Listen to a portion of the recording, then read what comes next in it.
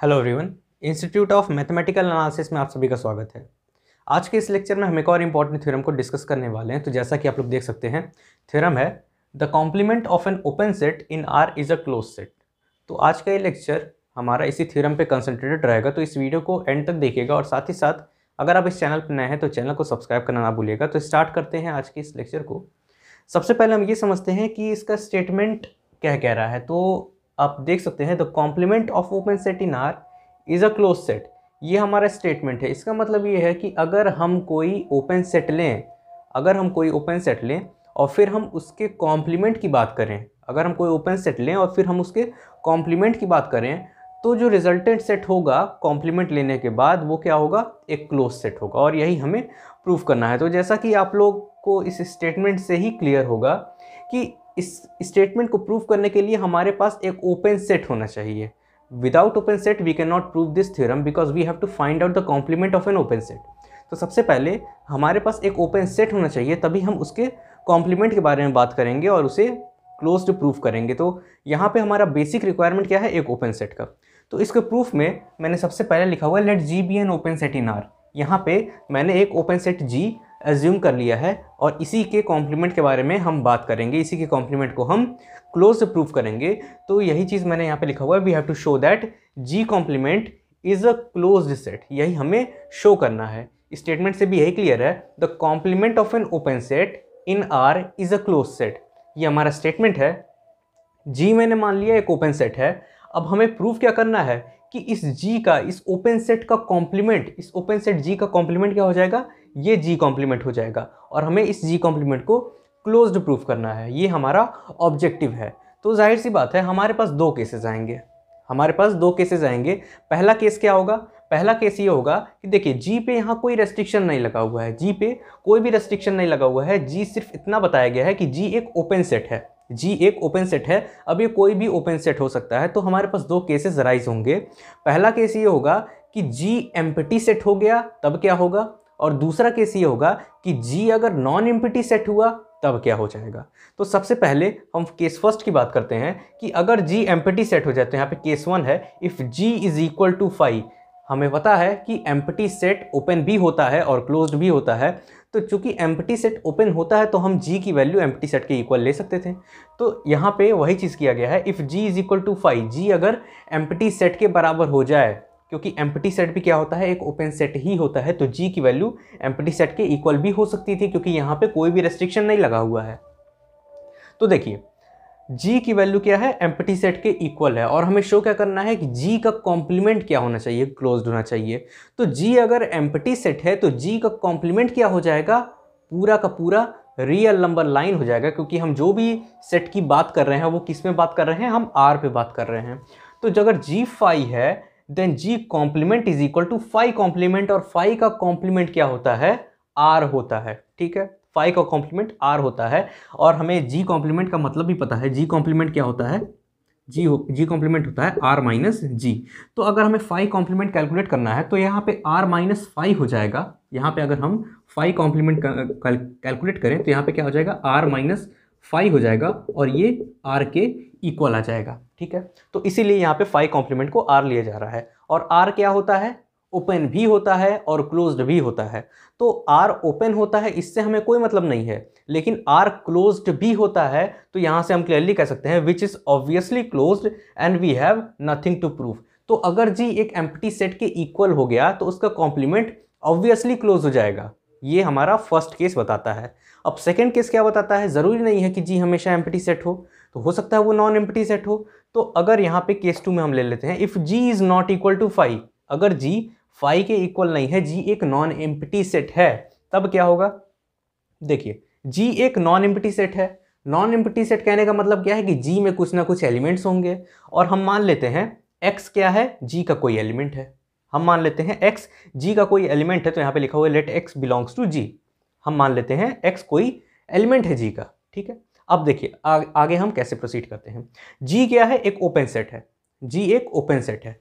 Open set क्या होता है, ओपन सेट एक ऐसा सेट होता है जो अपने हर एक एलिमेंट का नेबरहुड खुद ही बन जाता है। ये डेफिनेशन होती है ओपन सेट की। ठीक है, अब देखिए जी ओपन सेट है, एक्स जी का मेंबर है, तो g अपने हर एक पॉइंट का नेबरहुड खुद ही बन जाएगा, ये होगा। अब अगर g अपने हर एक पॉइंट का नेबरहुड खुद ही बन जाएगा तो x भी तो g का मेंबर है, तो g इस x का भी नेबरहुड बन जाएगा। और अगर g इस x का नेबरहुड बनेगा तो हमारे पास एक ऐसा रिजल्ट भी मिलेगा, then there exist a neighbourhood n such that x belongs to n is a subset of g।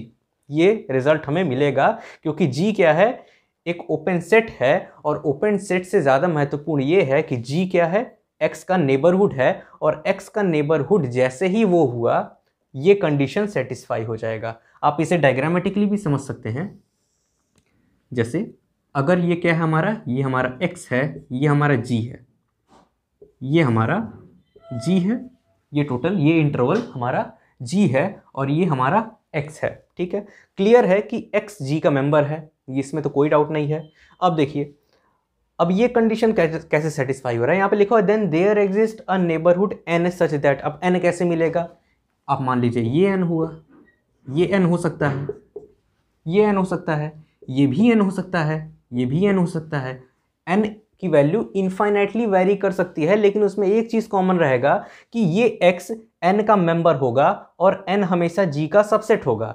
ये x हमेशा n का मेंबर होगा और ये n हमेशा g का सबसेट होगा। ज़्यादा से ज़्यादा ये n g के बराबर हो सकता है, लेकिन ये n g से बड़ा नहीं हो सकता है, क्योंकि n g का ही एक छोटा सा पार्ट है। ठीक है, अब देखिए, तो यहाँ से आपको क्लियरली दिख रहा होगा कि ये कंडीशन सेटिस्फाई कर रहा है, x हमेशा n का मेंबर रहेगा और n हमेशा g का सबसेट रहेगा। x यहाँ पे देखिए, ये x है, हमेशा से n का मेंबर रहेगा, और ये n हमेशा g का सबसेट रहेगा। ये तो ऑब्वियस सी बात है। अब देखिए, हमें बात क्या करना है, अब देखिए यहाँ पे हमें g कॉम्प्लीमेंट के बारे में बात करना है।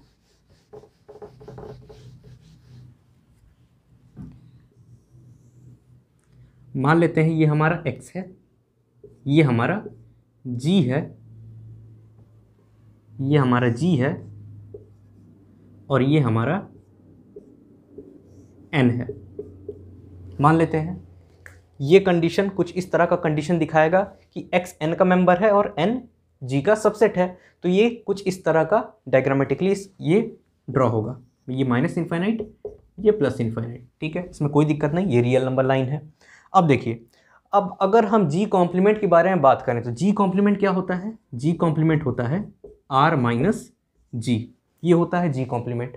g कॉम्प्लीमेंट की वैल्यू r माइनस g के इक्वल होती है। इसका मतलब ये है कि अगर हम पूरे रियल नंबर लाइन से g वाला पार्ट एक्सट्रैक्ट कर दें, सब्ट्रैक्ट कर दें, तो जो रिजल्टेंट पार्ट हमें मिलेगा वही g कॉम्प्लीमेंट है। तो देखिए यहाँ पे g क्या है, यहाँ से लेके यहाँ तक है, ये g का पोर्शन है। अब देखिए यहाँ पे अगर हमें g कॉम्प्लीमेंट फाइंड आउट करना है तो यहाँ पे देखिए ये एक ओपन सेट है, ये एक ओपन सेट है, एक ओपन इंटरवल की तरह है ये। तो ये जो पॉइंट होगा, यहाँ जो बाउंड्री पॉइंट यहाँ मिल रहा है, और यहाँ पर ये जो बाउंड्री पॉइंट होगा वो इस g में नहीं होगा। ये दोनों बाउंड्री पॉइंट इस g का मेंबर नहीं होगा। ये क्लियरली दिख सकता है। ओपन इंटरवल का मतलब यही होता है कि बाउंड्री वाले पॉइंट्स को हम इंटरवल में इंक्लूड नहीं करते हैं। ठीक है, और अगर ये बाउंड्री पॉइंट इंटरवल में इंक्लूड नहीं हो रहा है, अगर वो बाउंड्री पॉइंट, ये दोनों बाउंड्री पॉइंट g में नहीं है, तो इसका मतलब वो g कॉम्प्लीमेंट में होंगे। ठीक है, अब अगर कोई पॉइंट g में नहीं है तो वो g कॉम्प्लीमेंट में होगा, क्योंकि हम r में से g को सब्ट्रैक्ट कर रहे हैं। तो r में से हम g को सब्ट्रैक्ट करेंगे तो ये सारे पॉइंट तो हट जाएंगे, ये सारे पॉइंट डिलीट हो जाएंगे, लेकिन ये बाउंड्री पॉइंट डिलीट नहीं होगा, ये बाउंड्री पॉइंट डिलीट नहीं होगा। और g कॉम्प्लीमेंट हमें मिल क्या जाएगा, ये हमें मिल जाएगा g कॉम्प्लीमेंट। g कॉम्प्लीमेंट यहाँ से लेके, इस पॉइंट से लेके इसके लेफ्ट में जितने भी रियल नंबर लाइन हैं वो सारे के सारे रियल नंबर लाइन, और ये पॉइंट से लेके जितने भी राइट में रियल नंबर लाइन हैं ये सारे के सारे, ये इस पॉइंट के राइट में जितने भी रियल नंबर्स हैं वो सारे के सारे रियल नंबर्स जी कॉम्प्लीमेंट में आ जाएंगे। तो ये क्या है, जी कॉम्प्लीमेंट है, ये भी क्या है, जी कॉम्प्लीमेंट है। ठीक है, अब देखिए, अब ये है हमारा n और ये है हमारा जी कॉम्प्लीमेंट। ठीक है, अब क्या इस n में से अगर हम इस n को देखें और इस पूरे जी कॉम्प्लीमेंट को देखें, जी कॉम्प्लीमेंट कहाँ से कहाँ तक है, इस पॉइंट से लेके इसके लेफ्ट का सारा रियल नंबर लाइन और इस पॉइंट से लेके इसके राइट का सारा रियल नंबर लाइन, ये क्या है, जी कॉम्प्लीमेंट है। और n क्या है, g का एक छोटा सा पार्ट है जो कि ये वाला पार्ट है, ठीक है। अब इस n को देखें और हम इस g कॉम्प्लीमेंट को देखें, क्या इन दोनों में कोई भी पॉइंट कॉमन आ रहा है? तो आप क्लियरली देख सकते हैं कोई भी पॉइंट n में और g कॉम्प्लीमेंट में कॉमन नहीं है।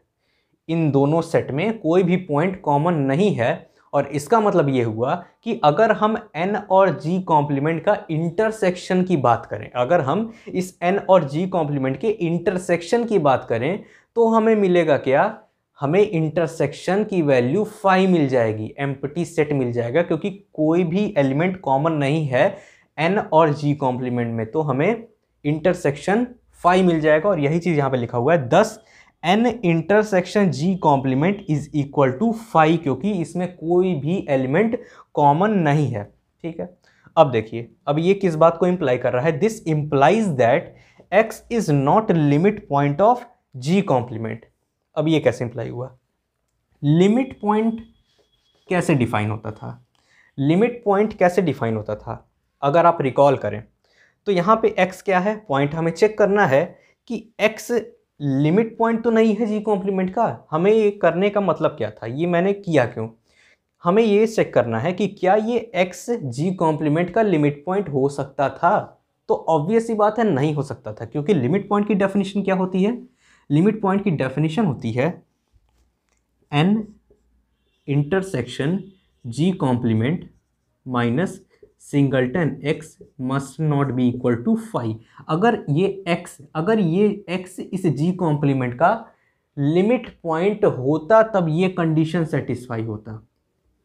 अगर ये x इस g कॉम्प्लीमेंट का लिमिट पॉइंट होता तब ये कंडीशन सेटिस्फाई होता। ये कंडीशन ये बताता है कि ये x इस g कॉम्प्लीमेंट का लिमिट पॉइंट है। लेकिन यहाँ पे हो क्या रहा है, n और g कॉम्प्लीमेंट का इंटरसेक्शन लेने पे वैल्यू क्या आ रही है, इसकी वैल्यू क्या आ रही है, 5 आ रही है, इसकी वैल्यू 5 आ रही है। अभी आप कुछ देर के लिए भूल जाइए कि ये नॉट इक्वल टू 5 है। अब इसकी वैल्यू क्या आ रही है, 5 आ रही है, और आप 5 में से कुछ भी सबट्रैक्ट कर लीजिए, इसका रिजल्टेंट क्या आएगा, 5 ही आएगा, क्योंकि 5 में ऑलरेडी कुछ है ही नहीं। तो उसमें से किसी एलिमेंट को रिमूव करना, या किसी एलिमेंट को, या फिर दो से ज़्यादा एलिमेंट को, या इनफाइनाइट नंबर ऑफ एलिमेंट्स को 5 में से रिमूव करना, इसका कोई लॉजिक बनता ही नहीं है। तो यहाँ से ये 5 माइनस सिंगलटन x क्या हो जाएगा, 5 हो जाएगा, क्योंकि 5 में कोई मेंबर है ही नहीं। तो उसमें से हम किसी भी मेंबर को एक्सक्लूड कर दें, कोई फर्क नहीं पड़ता, रिजल्टेंट हमेशा 5 ही रहेगा, ठीक है। तो यहाँ से मिल क्या रहा है कि n intersection g complement minus singleton x क्या हो जा रहा है, ये 5 के इक्वल आ रहा है। और ये क्या बता रहा है कि ये x इस g कॉम्प्लीमेंट का लिमिट पॉइंट नहीं है। अगर यहाँ पे नॉट इक्वल टू 5 आता तो यहाँ पे ये लिमिट पॉइंट हो जाता, लेकिन यहाँ पे इक्वल टू 5 आ रहा है, तो इसलिए यहाँ पे ये x इस g कॉम्प्लीमेंट का लिमिट पॉइंट नहीं है। तो ये इस x इस g कॉम्प्लीमेंट का लिमिट पॉइंट नहीं है, यही हमें रिजल्ट ड्रॉ करना था।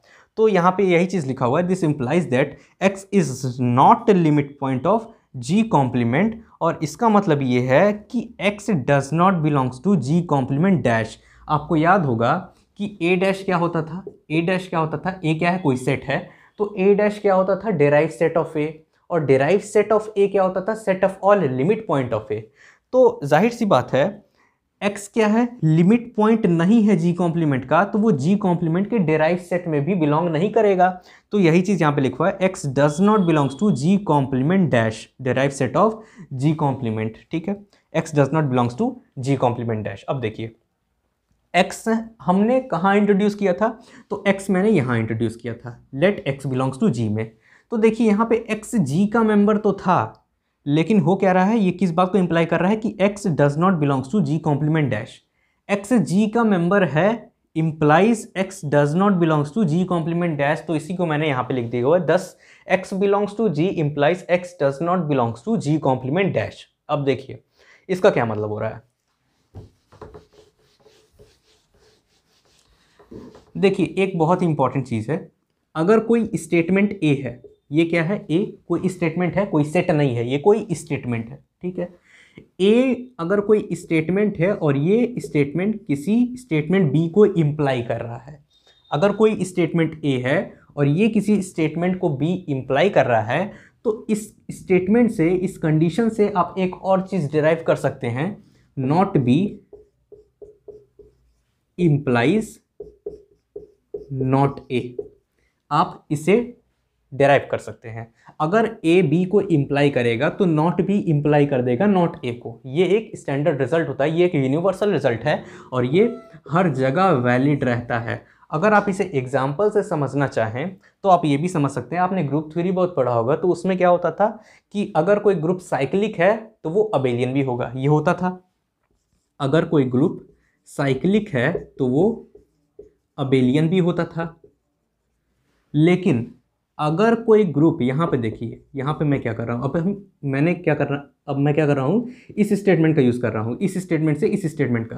देखिए साइक्लिक होगा तो अबेलियन होगा, ये एक कंडीशन है। यहाँ पे ये ए का रोल कर रहा है और यहाँ पे ये बी का रोल कर रहा है।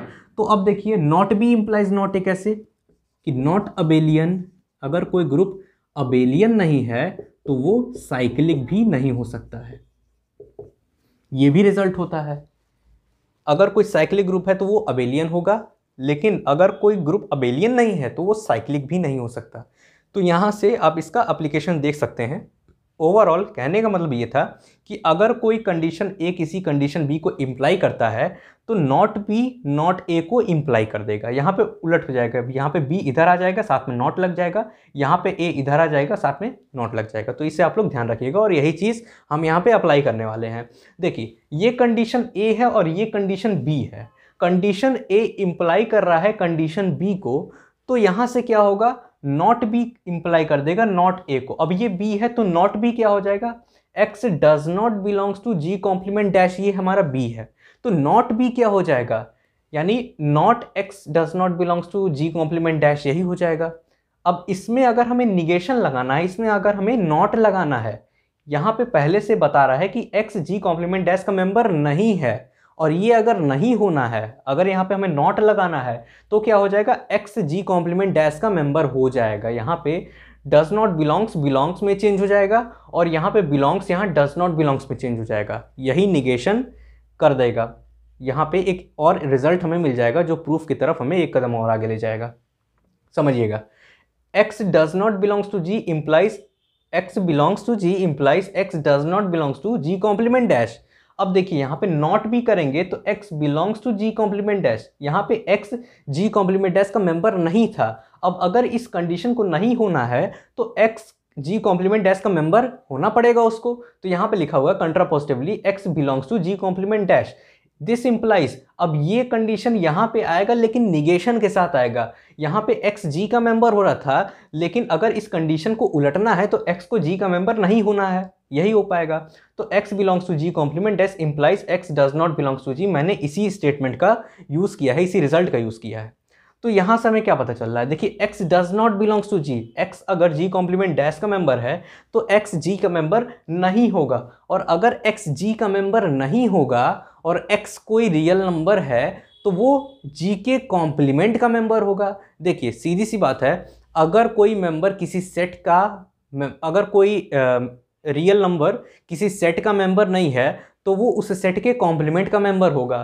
ठीक है, तो यहाँ पे देखिए x does not belongs to G है तो ये इंप्लाई कर देगा x belongs to G complement. अब देखिए x belongs to G complement dash implies x belongs to G complement.